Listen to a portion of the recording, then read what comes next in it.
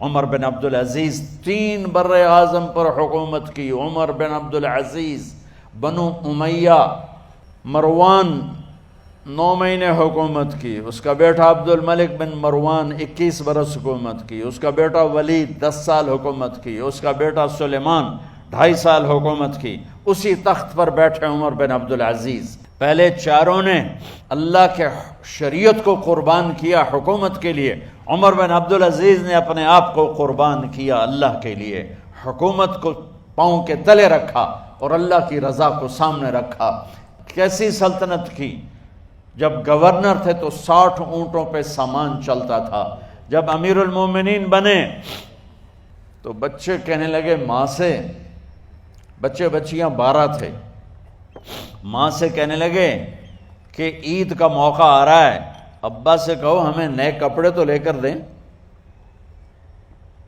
ان کی ماں کا نام ہے فاطمہ، بچوں کی ماں کا نام فاطمہ بنت عبد الملک. یہ دنیاوی سٹیٹس میں سب سے بڑی خاتون گزری ہے. آج تک اس کے لیول کی کوئی عورت نہیں آئی. دادا بادشاہ، باپ بادشاہ، 4 بھائی بادشاہ، 6 خامند بادشاہ، 7 نسبتوں سے یہ عورت شہزادی رہی ہے. حضرت عمر گھر آئے، بیگم نے کہا بچے کپڑے مانگ رہے ہیں. حضرت عمر کہنے لگے میرے پاس تو پیسے نہیں ہیں، تنخواہ میں تو مشکل سے روٹی پوری ہوتی ہے، کہاں سے لے کر دوں؟ تو تھوڑی دیر خاموش رہیں. بیگم پھر کہنے لگی آپ ایسا کریں، اگلے مہینے کی سیلری ایڈوانس لے لیں، اس سے میں کپڑے لے لیتی ہوں اور روٹی کا خرچہ میں مزدوری کر کے گھر بیٹھے مزدوری کر کے چلا لوں گی، آپ 1 مہینے کی تنخواہ ایڈوانس لے لیں. حضرت عمر بن عبدالعزیز واحد خلیفہ ہیں جن کے دور میں 3 بر اعظم میں زکوٰۃ لینے والا باقی نہیں بچا تھا. یہاں لاہور بھی ان کی حکومت کے نیچے تھا، جنوبی اسپین فرانس ان کی حکومت کے نیچے تھا، کاشغر تک ان کی حکومت کے نیچے تھا، استنبول کے دروازوں تک ان کی حکومت تھی. 3 بر اعظم میں ایک آدمی زکوٰۃ لینے والا نہ بچا. اور اپنا حال یہ ہے کہ بیگم سے کہہ رہے ہیں پیسے کوئی نہیں، کپڑے کہاں سے لے کر دوں؟ اور بیگم طریقہ بتا رہی ہے کہ آپ اگلے مہینے کی تنخواہ ایڈوانس لے لیں، اس سے میں کپڑے لے لوں گی اور چولہے کا خرچہ، روٹی کا خرچہ میں گھر بیٹھ کے مزدوری کر کے کما لوں گی. تو حضرت عمر کہنے لگے ہاں یہ ٹھیک ہے. باہر آئے وزیر خزانہ مزاحم، انہیں بلایا کہ بھائی ہمیں اگلے مہینے کی تنخواہ ایڈوانس چاہیے. یہ تنخواہ والے لوگ بیٹھے ہوئے ہیں، تنخواہیں لیتے ہیں. اس نے کاغذ قلم آگے رکھ دیا، کہا حضرت یہاں لکھ کے دے دیں آپ 1 مہینہ زندہ رہیں گے میں تنخواہ دے دیتا ہوں. اب مجھے لکھ کے دے دیں آپ 1 ماہ زندہ رہیں گے میں آپ کو تنخواہ دے دیتا ہوں. چپ کر کے اٹھے، ایک لفظ نہیں بولے، گھر گئے. حضرت اپنی بیگم فاطمہ سے کہا بیگم بچوں سے کہہ دو کہ باپ کے پاس کپڑے لے کر دینے کی سخت نہیں ہے. اور خزانے ایسے بھرے پڑے تھے کہ زکوٰۃ لینے والا کوئی نہیں تھا. عید کی نماز ہوئی، نماز کے بعد جب ساری فیملی ملنے آئی اور بچے بھی ملنے آئے تو ان کو دیکھ کر ان کی آنکھوں میں آنسو آ گئے. کہنے لگے بچوں آج تمہیں دکھ تو ہوگا اپنے باپ پر کہ ایک جوڑا کپڑا بھی لے کر نہ دیا عید کا. تو ان کے ایک بیٹے نے کہا ابا جان آج ہم بڑے خوش ہیں، ہمارا سر اونچا ہے کہ ہمارے باپ نے مسلمانوں کے مال پہ ڈاکہ نہیں ڈالا، ہمیں قربانی کا بکرا بنایا لیکن مسلمانوں کے مال میں خیانت نہیں کی. یہ ان کا طرز حکومت تھا، اس طرح انہوں نے حکومت کی. گھر میں تشریف لائے تو بیٹیوں سے بات کی تو انہوں نے منہ پہ ایسے دوپٹہ رکھا ہوا، منہ پہ دوپٹہ رکھ کے بات کریں. تو فرمانے لگے کپڑا تو ہٹاؤ، دوپٹہ کیوں رکھا ہوا ہے؟ تو گھر کی خادمہ زور زور سے رونے لگی، کہنے لگی امیر المومنین آج آپ کی بیٹیوں نے کچا پیاز توڑ کے روٹی کھائی ہے تو وہ اس کی بو ہے منہ میں، آپ کو بو سے نفرت ہے اس لیے منہ پہ کپڑا رکھ لیا ہے. تو حضرت عمر اتنا روئے کہ ان کی داڑھی تر ہو گئی.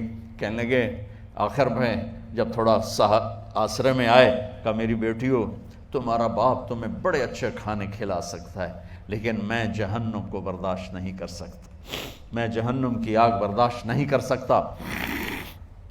اب مرنے کا وقت آ گیا.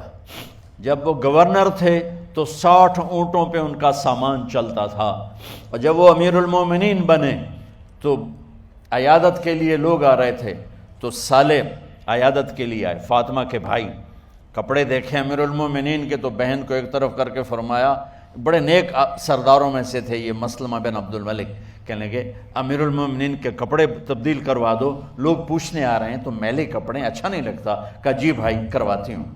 اگلے دن جب وہ حال پوچھنے آئے تو پھر وہی کپڑے تھے، تو انہوں نے ان کو الگ جا کر کہا، بہن میں نے تمہیں کہا تھا کپڑے بدلوا دیتی، کیوں نہیں بدلوائے؟ تو وہ رونے لگیں، کہنے لگی کہاں سے بدلواؤں، جوڑا ہی ایک ہے، جوڑا ہی ایک، کہاں سے بدلواؤں؟ اور حکومت کتنی تھی؟ 3 بر اعظم کی، 3 بر اعظم کی حکومت۔ ہمارا تو پٹواری امان کا نہیں ہے، اور وہ 3 بر اعظم کی سلطنت لے کر ایک جوڑے میں اللہ سے ملنے جا رہا ہے۔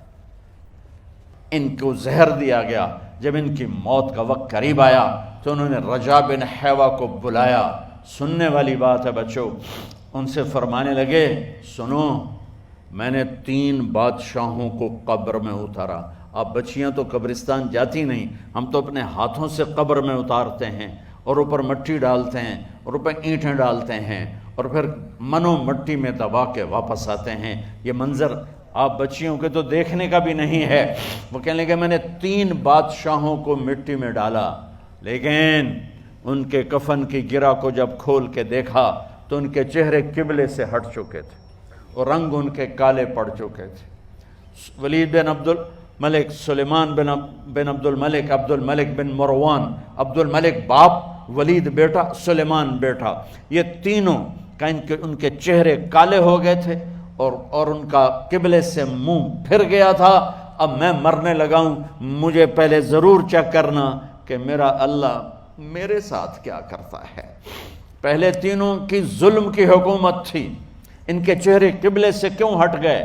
آپ کو عجب بات بتاؤں، ولید بن عبد الملک روزانہ تہجد میں کھڑے ہو کے 10 سپارے پڑھتا تھا، 10 سپاروں کی تلاوت تہجد میں کرتا تھا کھڑے ہو کے، اور قبلے سے چہرہ ہٹ گیا۔